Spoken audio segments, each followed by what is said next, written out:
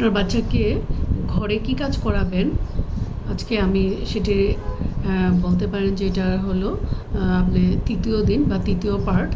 সেটি হলো যে আপনার বাচ্চাকে জোর করে কোনো কাজ করাবেন না প্লিজ। এটা আমি আগেও বলেছি, জোর করে কোনো কাজ করাবেন না, তাকে উৎসাহ দিয়ে কাজ করাবেন।